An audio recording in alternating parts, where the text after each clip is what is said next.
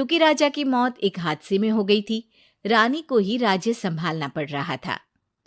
रानी का नाम था रानी रश्मिवती। रानी ईमानदार थी और प्रजा की सेवा में लगी रहती थी। एक दिन उसके दरबार में 3 नौजवान आए, रमेश, सुरेश और दिनेश। कहो, क्या सहायता कर सकती हूं मैं तुम्हारी? हम आपके दरबार में काम करना चाहते हैं ताकि जनता की सेवा कर सके। लेकिन अभी तो तुम्हारी उम्र बहुत छोटी है। तुम लोगों को तो अभी अपनी पढ़ाई पर ध्यान देना चाहिए। हमारा मन पढ़ाई में नहीं लगता। माता पिता को लगता है कि हम किसी के लायक नहीं है और हम साबित करना चाहते हैं कि हम लायक हैं। उत्साह बहुत अच्छा है, मगर अभी उम्र कच्ची है तुम लोगों की। अरे उम्र से क्या होता है रानी जी? शास्त्रों में लिखा है कभी किसी के ज्ञान को उसकी उम्र के आधार पर नहीं देखना चाहिए। बात तो सही है तुम्हारी।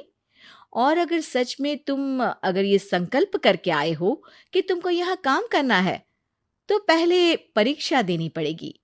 3 परीक्षा, एक शारीरिक परीक्षा, एक बुद्धि की परीक्षा और एक देशभक्ति की परीक्षा। और ये क्या है?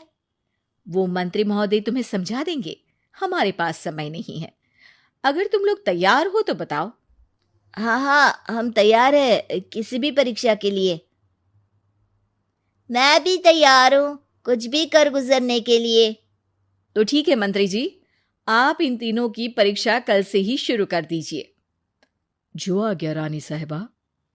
अगले दिन से ही तीनों की परीक्षा शुरू हो जाती है। पहले शारीरिक परीक्षा, यानी किस में कितना है दम, ये देखेंगे हम।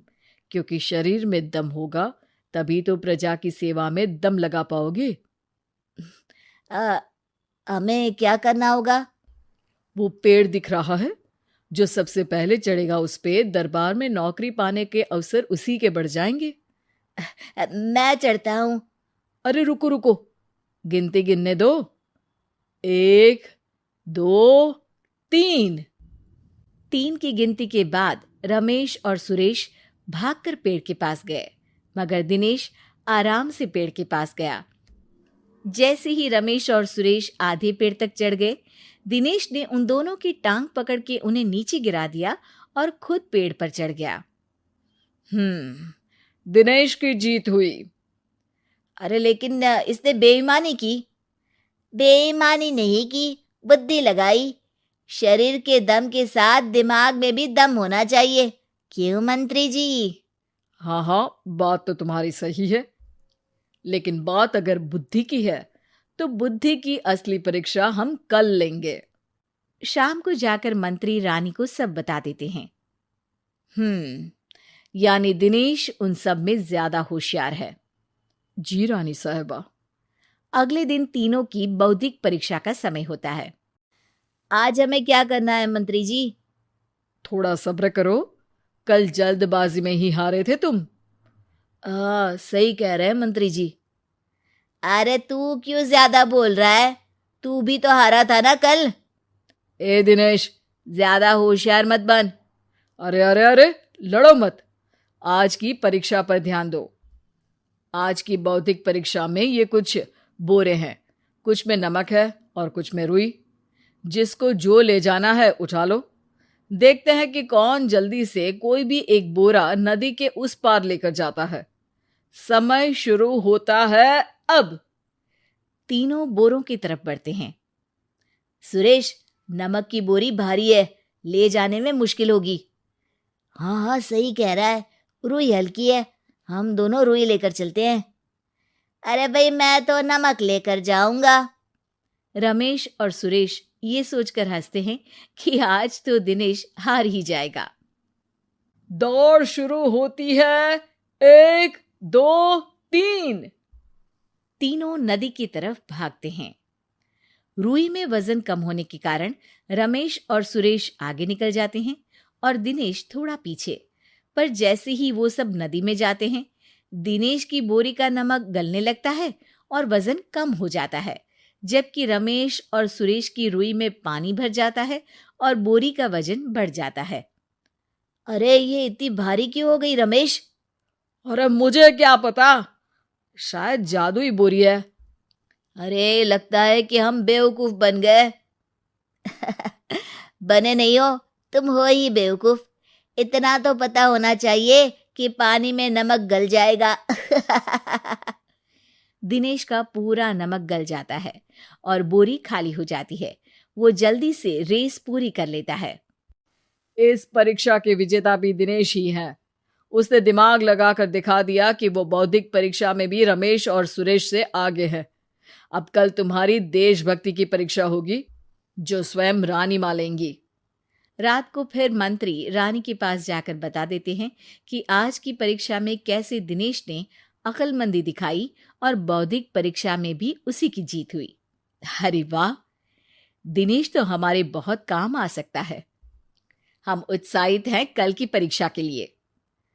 वो तो ठीक है रानी साहिबा, लेकिन हमने सुना है कि पड़ोसी राज्य का राजा आकाशदीप हमारे राज्य की सीमा में घुसपैठ कर रहा है। ये तो चिंता की बात है। हमें जल्द ही कुछ करना चाहिए। अगले दिन रमेश, सुरेश और दिनेश अपनी आखिरी देशभक्ति की परीक्षा के लिए दरबार में आते हैं। प्रणाम रानी साहिबा। नमस्कार रानी जी। प्रणाम रानी माँ। हमने तुम्हारी परीक्षा पर गौर किया। दिनेश आगे हैं। हम तुम तीनों में से किसी दो को ही दरबार में काम दे सकते हैं। किसी एक को आज जाना होगा। तो देशभक्ति की परीक्षा के लिए तैयार हो? पूरी तरह से। मैं तीनों से एक ही सवाल करूंगी। जिसका जवाब सबसे सही लगेगा उसे तो नौकरी मिल ही जाएगी। फिर दूसरे सबसे सही जवाब देने वाले को भी काम मिलेगा। आप लोगों का समय शुरू होता है अब। ज्यादा सोचने का समय नहीं होगा। जो मन में पहली बात आए उसका जवाब दे। तो सवाल यह है कि तुम इस मिट्टी के लिए क्या कर सकते हो? मैं इस मिट्टी को साफ रखूंगा।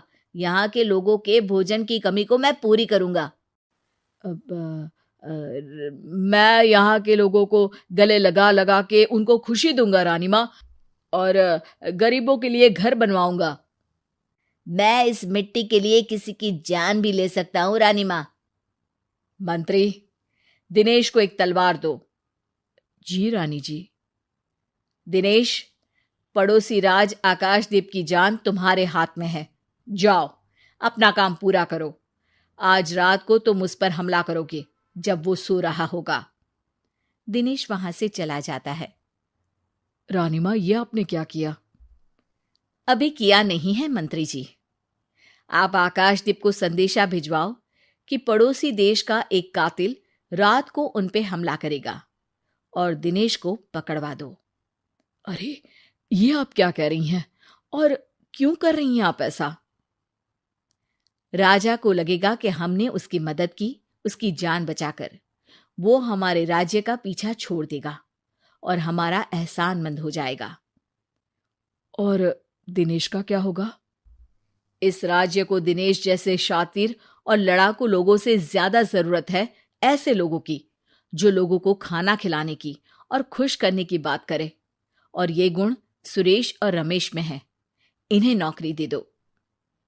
दिनेश बहुत चतुराई से नौकरी हड़पना चाहता था, जिसके लिए उसने रमेश और सुरेश जैसे दोस्तों का भी नुकसान किया। पर रानी ज्यादा चतुर निकली। उसने एक तीर से दो निशाने लगाए।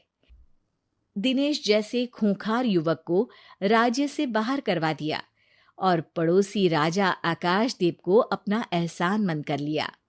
पूरा दरबार रानी की जय जयकार कर रहा था।